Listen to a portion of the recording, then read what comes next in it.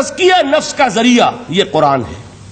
سینوں میں جو روگ ہیں، حب دنیا، حب مال، حب شہرت، حب اقتدار، جس کو کہ ایڈلر کہتا ہے دی ارج ٹو ڈومینیٹ، میرا غلبہ ہو، میرا تسلط ہو، میں نمایاں ہو جاؤں، میری حکومت بن جائے، اختیار میرے ہاتھ میں آ جائے، دی ارج ٹو ڈومینیٹ، یہ ساری ارجز ہیں ہماری در حقیقت جس سے فساد رونما ہے۔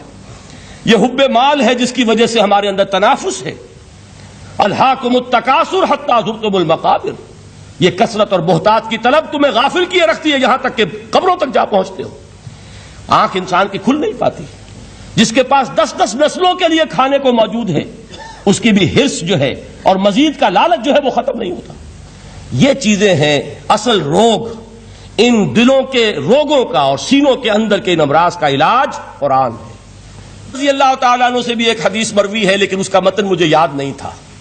مفہوم اس کا یہ ہے کہ جس شخص کو اللہ نے قرآن جیسی دولت دی ہو اور پھر بھی کبھی اس کے دل میں یہ خیال آئے کہ اللہ نے اپنے کسی اور بندے کو کوئی زیادہ بڑی نعمت دی ہے، اس نے قرآن کی ناقدری کی۔ کسی ملینئر کو دیکھ کر اور بلینئر کو دیکھ کر، کسی کا بہت بڑا محل دیکھ کر اگر تمہارے دل میں یہ خیال آیا کہ یہ دولت بڑی ہے اس دولت سے جو تمہارے پاس ہے قرآن کی، تو تم قرآن کی قدر و قیمت سے واقف نہیں، تمہیں معلوم کیا کہ یہ کتنی بڑی دولت ہے۔ یہ در حقیقت شرح ہے انہی الفاظ قرآنی کی کہ فَبِذَلِكَ فَلْيَفْرَحُوا هُوَ خَيْرٌ مِّمَّا يَجْمَعُونَ، جو کچھ دنیا جمع کرتی ہے، جن کو قیمتی اشیاء سمجھ کر لوگ جمع کرتے ہیں، ان سے کہیں بڑھ کر قیمتی یہ قرآن ہے۔ تو حضرت فرماتے ہیں قال رسول اللہ صلی اللہ علیہ وسلم ان اللہ یرفع بہذا الکتاب اقواما ویضع بہ آخرین، اللہ اب اس کتاب کے ذریعے قوموں کو اٹھائے گا اور اسی کو ترک کرنے کے باعث رسوا کر دے گا۔ یہ ہے اب ابد الآباد تک کے لیے، خاص طور پر مسلمانوں کے لیے اللہ تعالیٰ کا یہ قانون۔ اس کتاب کو لے کر اٹھیں گے سربلند ہوں گے، اس کتاب کو پیٹھ دکھائیں گے ذلیل کر دیے جائیں گے۔ یہ گویا کہ اب امت مسلمہ کی قسمت جو ہے وہ تلے گی اس کتاب کی میزان میں، اسی میں طے ہوگا کہ ان کے لیے عروج ہو یا زوال ہو۔ اسی کو وہ جواب شکوہ میں علامہ اقبال نے سادہ ترین الفاظ میں کہا تھا، وہ زمانے میں معزز تھے مسلمان ہو کر اور تم خوار ہوئے تاریک قرآن ہو کر۔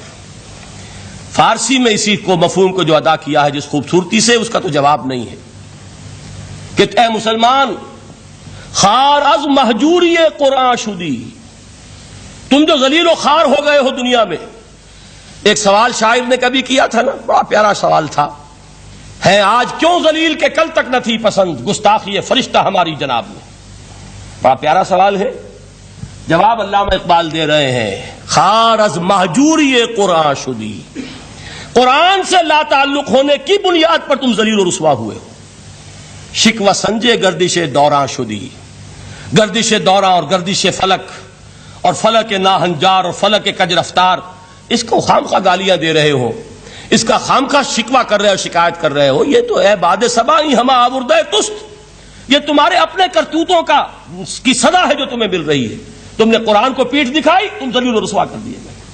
خار از مہجوری قرآن شدی، شکوہ سنجے گردش دوراں شدی، اے چو شبنم بر زمیں افتندئی، در بغل داری کتاب زندئی، اے وہ قوم جو شبنم کی طرح زمین پر پڑی ہے، اغیار اسے پاؤں تلے روند رہے ہیں، جیسے آپ صبح کو سیر کرنے نکلتے ہیں، سبزے پر پڑی ہوئی شبنم اسے آپ روندتے ہیں اپنے قدموں تلے۔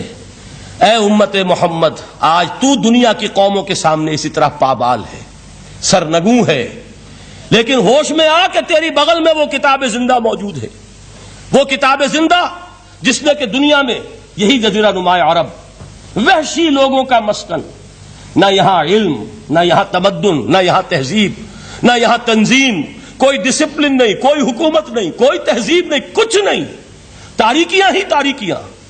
یہی کتاب تھی جس نے اسے منور کیا، یہی کتاب تھی جس نے دنیا کا امام بنایا، یہی کتاب تھی جس نے دنیا کا معلم بنایا۔ یہ حق وزحق الباطل ان الباطل کان زہوقا۔ تو اللہ تعالیٰ اس کتاب کو اب میزان بنا چکے ہیں۔ وبالحق انزلناہ وبالحق نزل، یہ قرآن حق کے ساتھ نازل ہوا ہے، فیصلہ کن کتاب ہے۔ انہ لقول فصل وما هو بالہزل، یہ قول فصل ہے، ہزل نہیں ہے، کسی شاعر کی شاعری نہیں ہے کہ آپ نے تحسین کی تو کیا اور نہ کی تو کیا. یہ کتاب وہ ہے کہ اگر مانو گے تو مہو پرویں کا امیر بنو گے، اور اگر اس کو پیٹھ دکھائے رکھو گے جیسے دکھائی تم نے تو ذلیل کر دیے جاؤ گے، رسوا کر دیے جاؤ گے، جیسے کہ آج کم سے کم 300 برس سے پوری دنیا میں مسلمان ذلیل اور خوار ہیں. آخری الفاظ کیا ہیں؟ من قال بہ صدق، جس نے اس قرآن کی بنیاد پر کوئی بات کہی اس نے سچ کہا.